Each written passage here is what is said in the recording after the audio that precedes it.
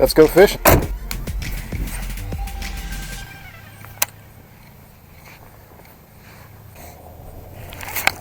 Fish on.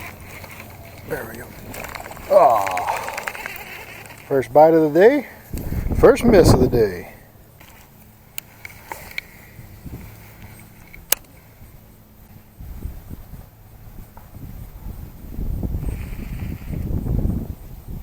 There's a fish. Oh yeah. Come on. Come on.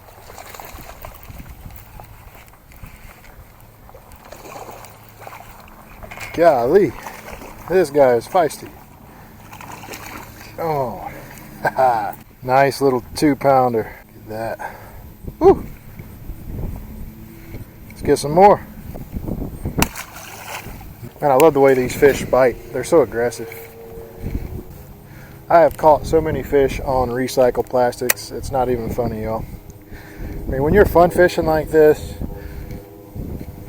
why waste your good lures? I guess it's not wasting. I guess I'm saying wasting because I fish tournaments and I like to keep my best stuff, or the stuff I guess I have the most confidence in for tournaments. But I've caught some nice fish on recycled plastics, just keeping it simple. And you know, honestly, I bet I could go into a tournament and fish these same exact lures and do well. It's a matter of finding the fish and knowing how to present a lure to the fish. There's so much marketing hype that gets you confused on what lures to throw, what colors, and yada yada yada. But you know, a lot of the guys that are just great fishermen, they're not doing really anything that special. They're just being consistent, throwing stuff they have confidence in, and really knowing how to key in those fish, find them, and present a lure to them. If you guys been following me on Facebook, you know I've been catching a lot of fish on this guy right here, and that's a recycled 6-inch finesse worm. It's got every color flake in the world in it, but usually when you mix a lot of plastics and melt them, they'll come out green, because that's the most common color in lures, I would say, is green. Not using a tungsten weight, just a plain old lead weight and fluorocarbon and a extra wide gap 3/0 Gamakatsu hook. Yeah, that thing is humming. Zoom. Alright, well, if I don't get bit on this soon, we're going to change locations, because it's all about location and changing your accent when you talk about location. It's a beautiful day, y'all. Saturday. If you ain't fishing, you better be snowed in. Otherwise, you don't have any excuses not to be outside today. Unless, of course, you're watching VentureTube, and then in that case, I don't blame you. Ah, nose is running. This little pond is looking nice. It's probably a foot higher than it normally is. Looks good, but the water is pretty stained.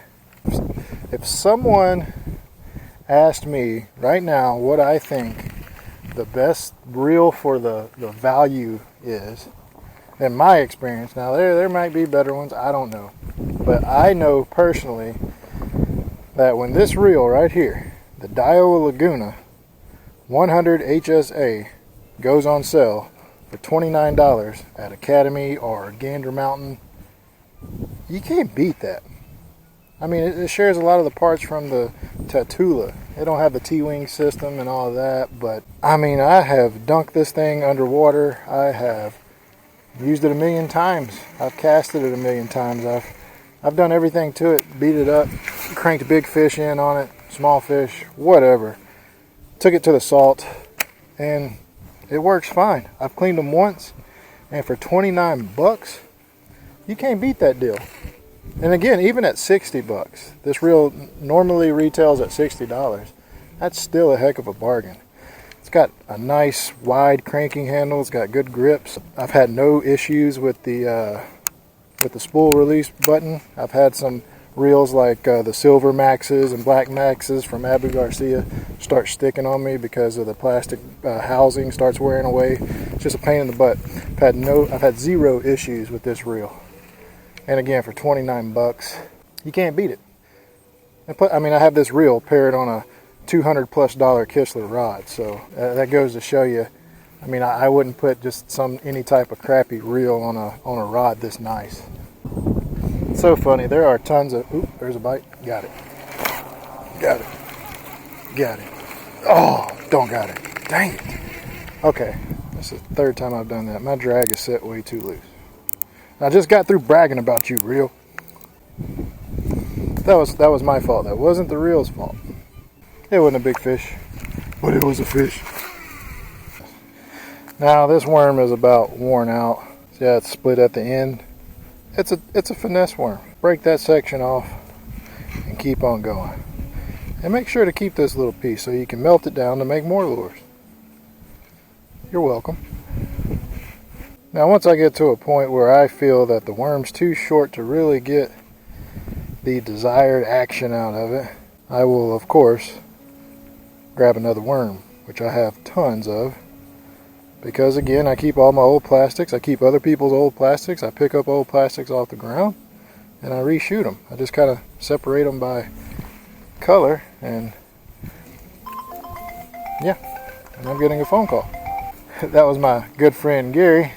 He was calling to see what I was doing. He's by himself today and wants to shoot a video. And the topic was, what does poison ivy, hemorrhoids, and sin all have in common? Probably be filming that this afternoon. That's going to be a cool video. Yeah, so you guys stay tuned. Subscribe to my channel if you like fishing and fellowship and being outdoors. And this channel's not about garbage. It's not about cursing. It's not trying to be stupid. It's about living. It's about my life and what makes me happy. And if you live a simple life like I do, you'll probably enjoy my channel. You'll probably enjoy me. I'm not trying to sound weird, but I shoot it to you straightforward. I tell you like it is, and that's just me. I think what I'm doing is I'm working this worm way too fast. We're gonna move to another spot. Come on. This is all my practice baits. Look at that. Tons. In a Ziploc. Easy peasy.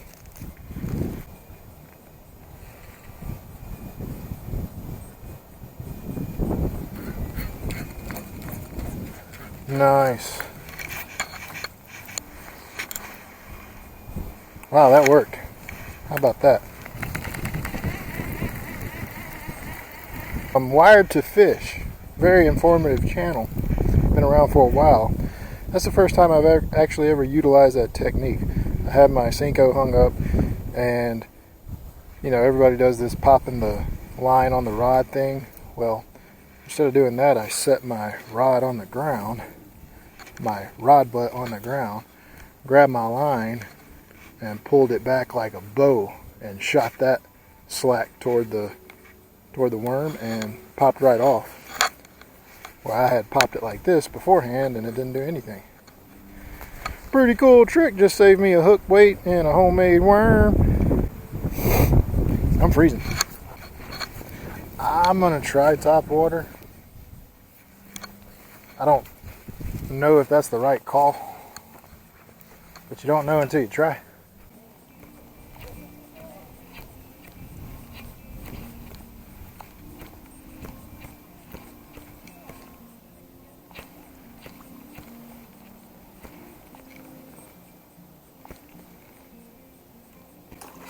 Oh golly, I hope I got that on camera.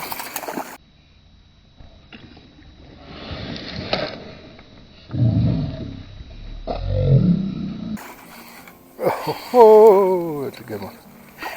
There, baby. Decent bass. Get in here, baby. Nice little bass. Whoa, whoa, whoa, whoa, whoa, whoa, whoa, whoa.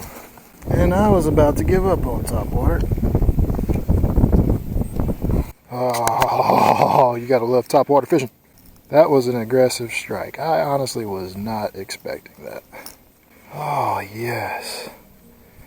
Yes. 2.5, 3 pounds. Love it. Woo, that one's cool. Just got another one, guys, but my camera was dead and I had it charging here by the sun. But another bass falls victim to the top water popper.